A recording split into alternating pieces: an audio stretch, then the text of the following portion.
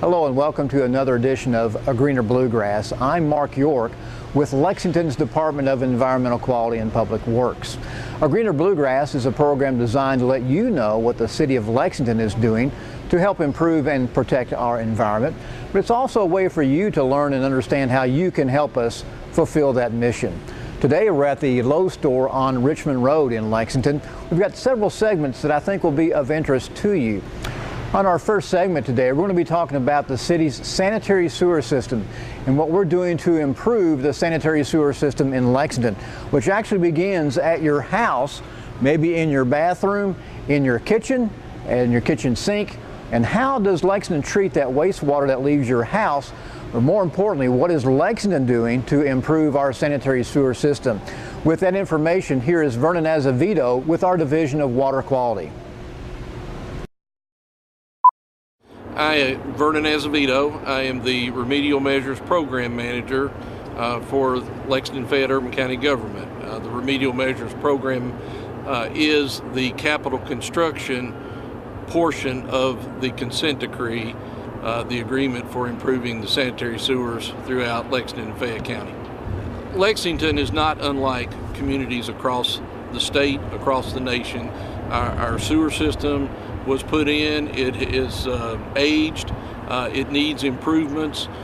We are subject to sanitary sewer overflows. The Clean Water Act itself makes it a violation for any sewage to escape the sewer, and when that happens, it's termed a sanitary sewer overflow. And we have millions of gallons of sanitary sewage that overflows during wet weather events and during wet weather. During dry weather, our system is fine and we have adequate capacity. During wet weather, our system overflows because we have this extraneous water, both from inflow and infiltration. Inflow being direct connections, infiltration being leaking pipes and groundwater getting into the system that causes these sewer overflows. If a single drop of wastewater exits the pipe, other than at the treatment plant, that's considered a violation of the Clean Water Act. And Lexington, like other communities across the nation, is beginning the process of addressing this problem. The remedial measures plan itself is 82 individual projects with a planning level cost of $600 million.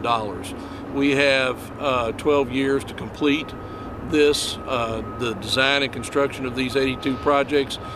We initiated this effort in calendar year 2013.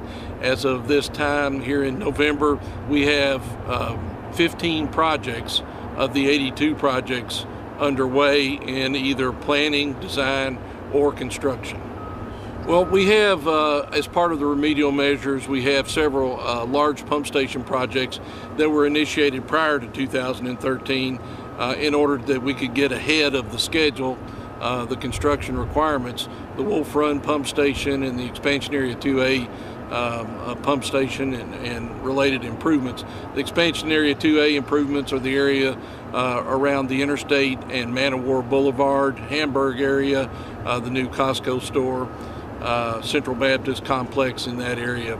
The Wolf Run pump station will eliminate the existing Wolf Run pump station, which is outdated and undersized, and will give us improved service in that area. Beyond that project, we have initiated design and will be going to advertisement for bids for the Town Branch wet weather storage project. That is the first phase of a $112 million effort. The first phase being approximately the $30 million construction effort that will provide 22 million gallons of wet weather storage at the Town Branch wastewater treatment plant. And the wet weather storage is key to our whole approach on addressing the sanitary sewer overflows.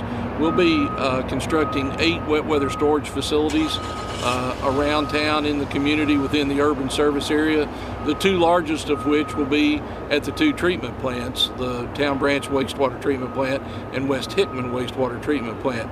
Those two projects alone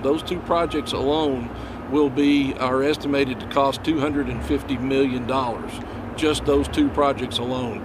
And those 2 projects will provide 84 million gallons of wet weather storage. That's 84 of the 108 million gallons of wet weather storage that we will be constructing.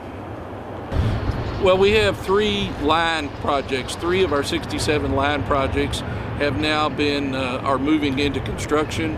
1 contract has been awarded. There are 2 contracts before the council now for their consideration. With approval of those 2 contracts, we will have 3 construction contracts, line construction contracts underway. The East Lake project, which is approximately 1,800 feet off of Squires Road in the East Lake subdivision, parallels the reservoir. The Century Hills project, which moves from Park Hill subdivision down to the reservoir again in the vicinity of the East Hickman pump station, almost a mile long on that project. And then the Bobolink trunk sewer project, which runs across the golf course there at Mason Headley, up Shaker Drive, underneath of South Broadway, and then behind all of the houses on Bobolink up to the upper end of Bobolink Drive.